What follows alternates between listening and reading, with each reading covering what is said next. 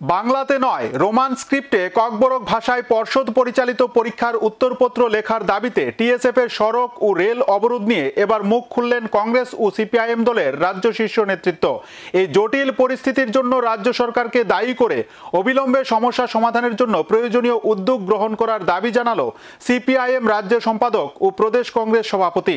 Roman হরপে স্ক্রিপ্টের দাবির প্রতি সমর্থন জানিয়ে অবরোধের মতো ঘটনাকে অনাকাঙ্ক্ষিত বলে মনে করেন সিপিআইএম রাজ্য সম্পাদক জিতেন্দ্র চৌধুরী। ত্রিপুরা মধ্যশিক্ষা পর্ষদ পরিচালিত এবছরের মাধ্যমিক উচ্চ মাধ্যমিক পরীক্ষায় রোমান স্ক্রিপ্টে ককবরক ভাষায় উত্তরপত্র লেখা নিয়ে এই মুহূর্তে যেন সরগরম হয়ে উঠেছে রাজ্য রাজনীতি।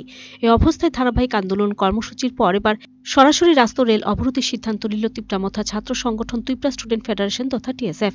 বাংলাতে নয়, রোমান স্ক্রিপ্টে ককবরক ভাষায় উত্তরপত্র লেখার দাবিতে আগামী 12 ফেব্রুয়ারি থেকে অনির্দিষ্টকালের জন্য রাস্তা রেল অবরোধ কর্মসূচি ডাক দেয় এই সংগঠন। অবরোধের মতো চূড়ান্ত এই কর্মসূচিকে ঘিরে বিভিন্ন মহলে এবার তীব্র প্রতিক্রিয়া দেখা দিয়েছে। বিষয়টি নিয়ে এবার মুখ খুললেন বিরোধী সিপিআইএম ও কংগ্রেস দলের রাজ্য নেতৃত্ব।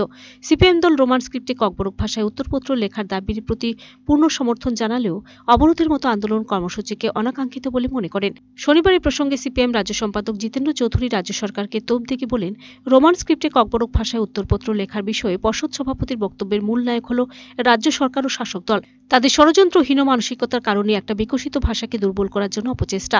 তাই এই ভাষাকে নিয়ে আগুন জ্বালানো উচিত নয়। যত তাড়াতাড়ি সম্ভব দুটি স্ক্রিপ্টে পরীক্ষার ব্যবস্থা করা হোক। ককবরক ভাষার ইস্যুতে রাজ্যের অধিকাংশ মানুষের সমর্থন রয়েছে, কিন্তু রাস্তা ও রেল অবরোধ অনাকাঙ্ক্ষিত। সরকারকে আরেকটা সময় দেওয়া উচিত। অবরোধে অর্থনীতিতে বহুমুখী সমস্যা তৈরি হবে। তাই দাবির প্রতি পূর্ণ সমর্থন থাকলেও অবরোধ থেকে বিরত থাকা উচিত। এই এমএ পরীক্ষা দিচ্ছে, তারা রোমান স্ক্রিপ্টে লিখতে পারলে কেন স্কুলে হবে না, কেন সিবিএসই হবে না?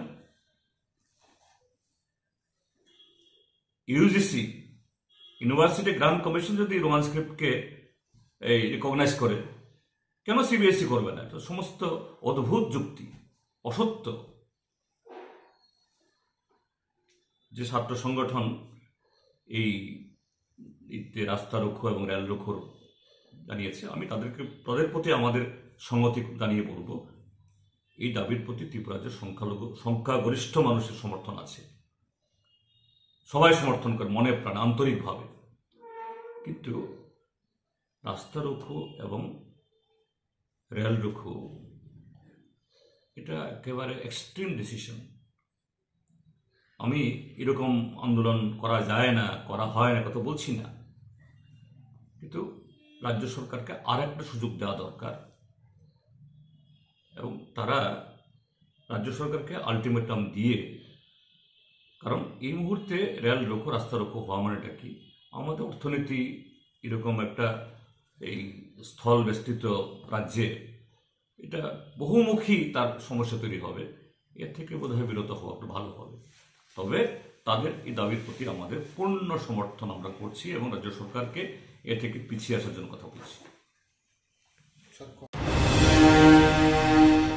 এদিকে পর্ষদ পরিচালিত পরীক্ষায় রোমান স্ক্রিপ্টে ককবরক ভাষার উত্তরপত্র লেখা ইস্যুতে তৈরি জটিলতা প্রসঙ্গে প্রদেশ কংগ্রেস সভাপতি আশিস কুমার সাহা সরাসরি রাজ্য সরকারকে দায়ী করে বলেন, ভাষা নিরূপণের ক্ষেত্রে বর্তমান ও আগের সরকার কোনো কিছু না করার ফলে আজকে এই জটিল পরিস্থিতি।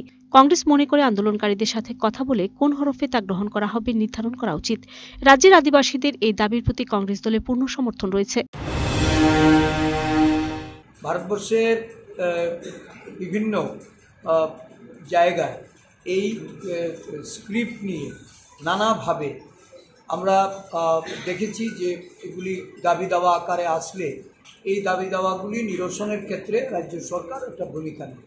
কিন্তু আমাদের রাজ্যের আগের সরকার বা বর্তমান সরকার কেউই এই ভাষা নিরূপণের ক্ষেত্রে যে স্ক্রিপ্টকে ফাইনাল করে সেটা কোনোভাবেই তারা করেনি বলে আজকে এই ধরনের আন্দোলন হচ্ছে। আমরা মনে করি আন্দোলনকারীদের সঙ্গে বসে আলোচনা করে কথা বলে এই ভাষাকে কোন হরফে এটাকে গ্রহণ করা হবে এটা নির্ধারণ করা।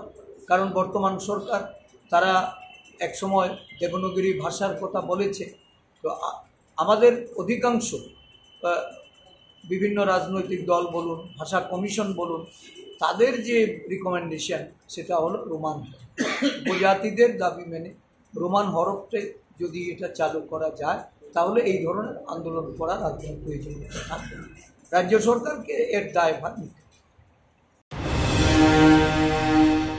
Video report search India channel.